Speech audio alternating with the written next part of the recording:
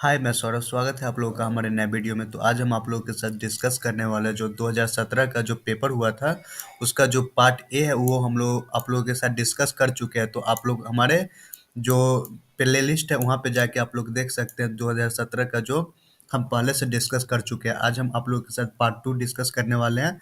तो सबसे पहले यहाँ पे फर्स्ट नंबर पे आपको दिख रहा होगा 61 क्वेश्चन।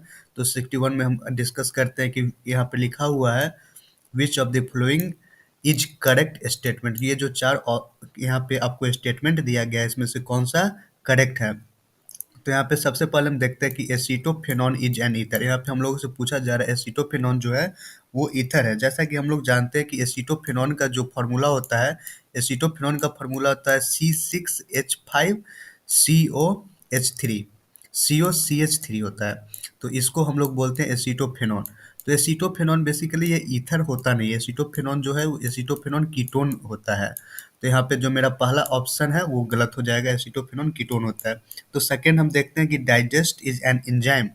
जो डाइजेशन का जो प्रक्रिया होता है वो एंजाइम के थ्रू ही होता है। तो यहाँ पे जो हम लोग का बी जो ऑप्शन है, डाइजेशन ऑफ एन एंजाइम, ये सही है। तो यहाँ पे जो तीसरा बचता है उसको भी हम देख लेते हैं कि गलत है। तो गलत किसके कारण से है। तो यहाँ पे आप लोग देख सकते हैं कि यहाँ पे लिखा हुआ है साइक्लोहेप्टेन इज एन एरोमेटिक कंपाउंड। जैसा कि साइक्लोहेप्टेन है ये एरोमेटिक कंपाउंड नहीं होता है। जैसा कि इसका फार्मूला है, इसके फार्मूला से भी आप लोग समझ सकते हैं C7H14 इसका फार्मूला होता है, C7H14। तो ये साइक्लोहेप्टेन है। साइक्लोहेप्टेन जो है सैचुरेटेड साइक्लिक हाइड्रोकार्बन्स होता है, न कि ये एरोमेटिक कंपाउंड होता है। इसी के कारण ये गलत है। तो हमारा सही जो आंसर होगा वो ऑप्शन बी हो जाएगा, डाइजेस्ट इज एन एंजाइम। तो अगला क्वेश्चन हम देखते हैं कि यहाँ पे अगला क्वेश्चन क्या है। तो अगला क्वेश्चन है which of the following is incorrect statement. यहाँ पे जो इनकरेक्ट स्टेटमेंट है उसको यहाँ पे आप लोगों को चूज करना है। तो यहाँ पे आप सबसे पहले आप देख रहे हैं कि यहाँ पे ए में FeCl3 is use to detect phenol. बिल्कुल, FeCl3 को हम यूज करते हैं फिनॉल को डिटेक्ट करने में। मतलब फेनॉल को पता लगाने में हम FeCl3 का यूज करते हैं। बिल्कुल सही है। यहाँ पे Fehling solution use to detect glucose. तो बिल्कुल जो फेनलिन का जो सॉल्यूशन होता है यहाँ पे हम लोग ग्लूकोज को पता लगाने के लिए करते हैं। और यहाँ पे तीसरे नंबर पे है Tollens reagent use to detect unsaturation. तो यहाँ पे जो टॉलेंस रिएजेंट है ये डिटेक्ट टू अनसैचुरेशन ये नहीं होता है। टॉलेंस रिएजेंट के थ्रू हम लोग डिटेक्ट करते हैं। तो यहाँ पे हम लोग को मिलता है अल्डिहाइड। यहाँ पे हम लोग को अल्डिहाइड मिलता है। इसके लिए यहाँ पे हम लिख देते हैं, यहाँ पे अल्डिहाइड मिलता है। तो यहाँ पे जो टॉलेंस रिएजेंट है इसको अनसैचुरेशन के लिए नहीं होता है, इसके लिए अल्डिहाइड होता है। तो यहाँ पे जो इनकरेक्ट स्टेटमेंट है वो यहाँ पे सी है। तो ये हम लोग का जो सही आंसर हो जाएगा वो सी हो जाएगा। हम लोग को आप लोग के साथ बताते हैं कि डी जो है वो भी करेक्ट आप लोगों के साथ दिया हुआ है। यहाँ पे NaHCSO3 use to detect carbonyl compound. तो NaHSO3 को हम लोग बोलते क्या है। तो NaHSO3 को हम लोग बोलते हैं सोडियम बाइसल्फाइड। तो ये जो है कार्बोनाइल कंपाउंड को पता लगाने के लिए इसका उपयोग किया जाता है। तो हमारा जो इनकरेक्ट स्टेटमेंट इसमें था वो ऑप्शन नंबर सी है।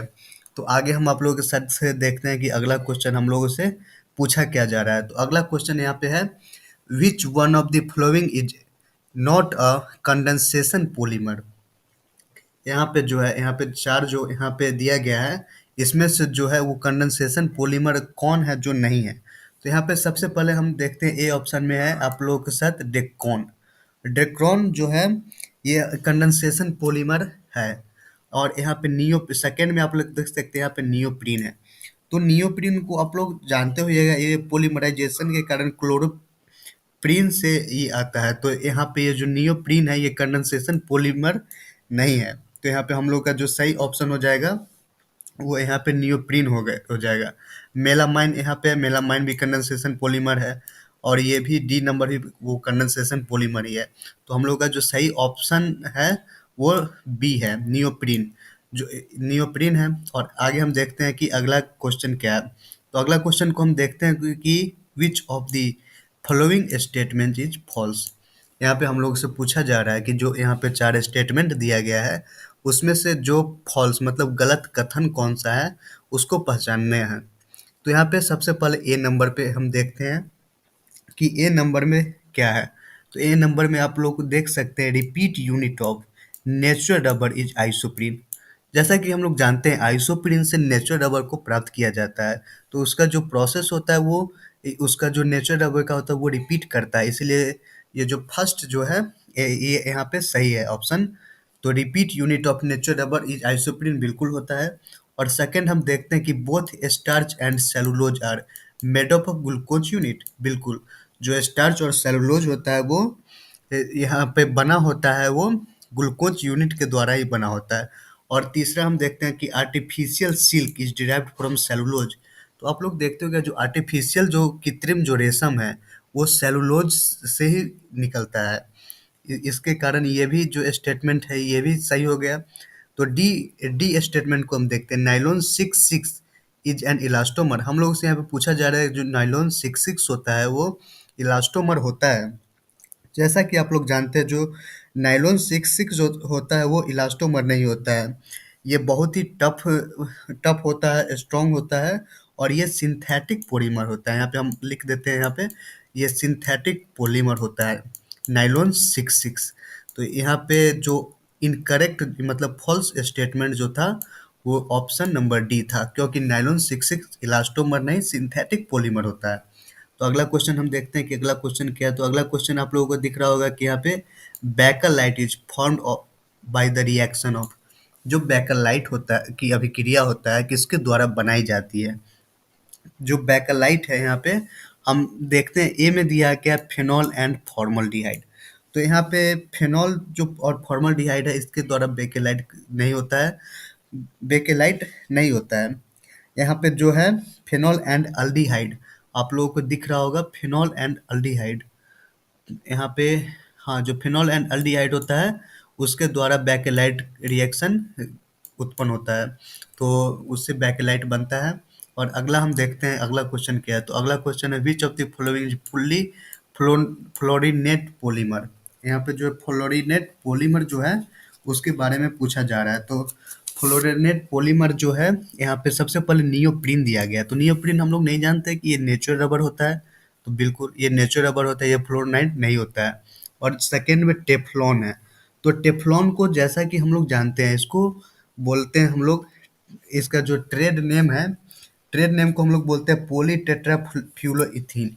इसको हम लिख देते हैं पी, शॉर्ट में बोला जाता है PTFE।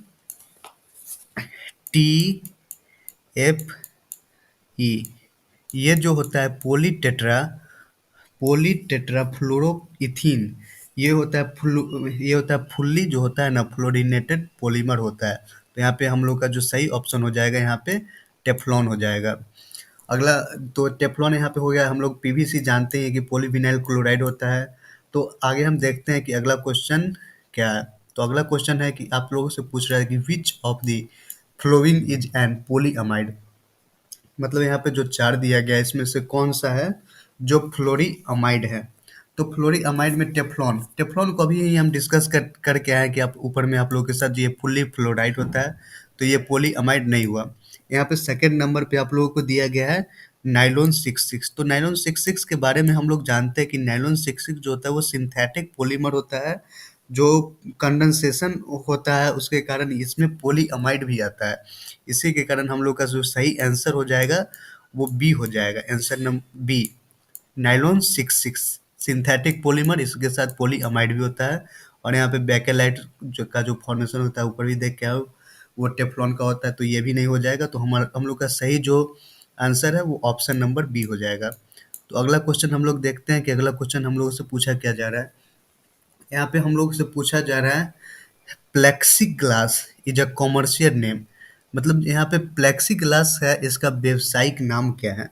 हम लोगों से पूछा जा रहा है कि प्लेक्सीग्लास का व्यवसायिक नाम बताने के लिए। तो यहाँ पे इसका जो है, यहाँ पे आप लोगों को दिख रहा होगा सेकेंड नंबर पे पॉलीमिथाइल मिथेन मिथ मिथक्लाइरेट। यहाँ पे जो बी जो ऑप्शन है इसी को हम पॉलीग्लास का कॉमर्शियल नेम से जानते हैं इसको। अगला क्वेश्चन हम देखते हैं कि यहाँ पे दिख रहा होगा 69 नंबर पे, 69 नंबर पे जो क्वेश्चन है यहाँ पे है, among the cellulose polyvinyl chloride PVC nylon and natural rubber. The polymer in which intermolecular force of attraction are weakest, मतलब यहाँ पे जो चार है तो उसमें किसमें इंटरमोलिकुलर फोर्स ऑफ एट्रैक्शन होता है वो सबसे कम होता है। तो सबसे कम होता है तो यहाँ पे सबसे पहले यहाँ पे दिया गया नायलॉन 66। तो नायलॉन 66 जो होता है मतलब ये सिंथेटिक पॉलीमर होता है, इसका इंटरमोलिकुलर जो फोर्स होता है वो कम नहीं होता है। यहाँ पे पीवीसी पॉलीविनाइल क्लोराइड, इसका भी जो इंटरमोलिकुलर फोर्स होता है ये भी यहाँ पे कम नहीं होता, वीकेस्ट नहीं होता है। यहाँ पे जो नेचुरल रबर आपको दिख रहा है मतलब ऑप्शन नंबर सी, इसका जो इंटरमोलिकुलर जो फोर्स होता है वो वीकेस्ट होता है, क्योंकि ये नेचुरल रबर है और ये आइसोप्रीन के द्वारा हम लोगों को मिलता है। तो यहाँ पे जो सही ऑप्शन हो जाएगा वो सही ऑप्शन सी हो जाएगा, नेचुरल रबर। और अगला क्वेश्चन हम देखते हैं 70। यहाँ पे यहाँ पे है the monomer use to produce Orlon is, मतलब ओरेन का जो मोनोमर है वो क्या है। तो यहाँ पे हम लोग देख सकते हैं कि ओरोन CH2, यहाँ पे सबसे पहले CH2CHF जो है ये यहाँ पे ये जो है ये फ्लोरोइथीन होता है, इसके द्वारा प्रोड्यूस किया जाता है पॉलीमर पीवीसी, मतलब इसके द्वारा होता है पीवीसी मतलब पॉलीविनाइल क्लोराइड को प्रोड्यूस किया जाता है, इसके द्वारा ओरेन को यहाँ पे प्रोड्यूस नहीं किया जाता है, इसके कारण ये नहीं होगा। और सेकंड पे है हम लोग को CH2CCl2, मतलब CH2CCl2 ये होता है, this is the vinyl decane chloride होता है, इसके द्वारा ये भी नहीं होता है। और यहाँ पे थर्ड नंबर पे हम लोग देख सकते हैं कि CH2CHCl जो होता है हम लोगों को यहाँ पे जो देखने को मिल रहा है, जो ये इसमें क्लोराइड ग्रुप है, क्लोराइड जो ग्रुप होता है ये ये भी नहीं होता है, ये तो विनाइल क्लोराइड का ग्रुप हो जाता है, जिसको पीवीसी भी बोला जाता है। विनाइल क्लोराइड क्लोरीन ग्रुप है, इसके कारण ये भी तीसरा ऑप्शन भी नहीं होगा। और यहाँ पे चौथा पे आप लोगों को दिख रहा होगा CH2 double bound CHCN, CH2 double bound CHCN है, इसका ट्रेड नेम है poly amide and which is found in the acrylonitrile. Acrylonitrile का आप लोग नाम जानते होइएगा, एक्राइलोनाइट्राइल हम लिख सकते हैं यहाँ पे एक्राइलोनाइट्राइल।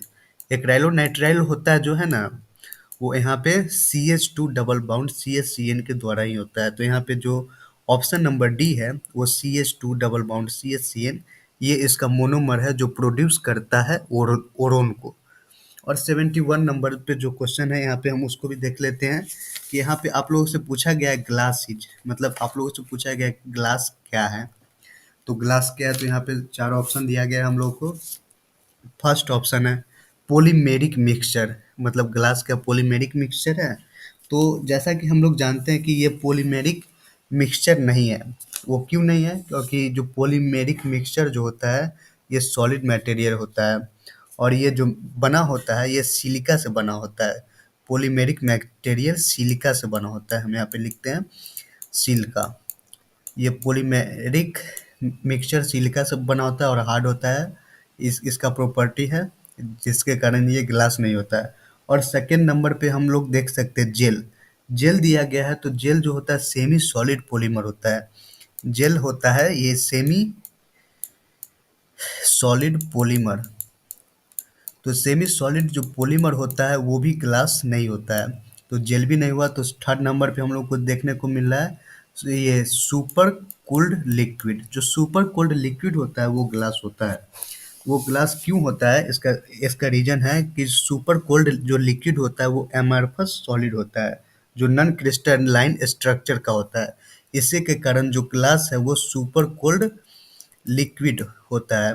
तो यहाँ पे जो ऑप्शन नंबर सी है वो करेक्ट हो जाएगा। तो यहाँ पे हम लोग आप लोगों के साथ पार्ट 2 केमिस्ट्री का डिस्कस किया। ऐसे ही हम जो अगला जो क्वेश्चन से बचा हुआ है उसको पार्ट बाय पार्ट हम लाएंगे, और इसके साथ ही जो केमिस्ट्री हो उसके बाद हम बायोलॉजी और सारे सब्जेक्ट को लाएंगे। तो हमारे चैनल पे नए हैं तो हमारे चैनल को लाइक कीजिएगा, सब्सक्राइब कीजिएगा तथा अपने दोस्तों के साथ शेयर कीजिएगा। तब तक हमारे वीडियो देखने के लिए धन्यवाद।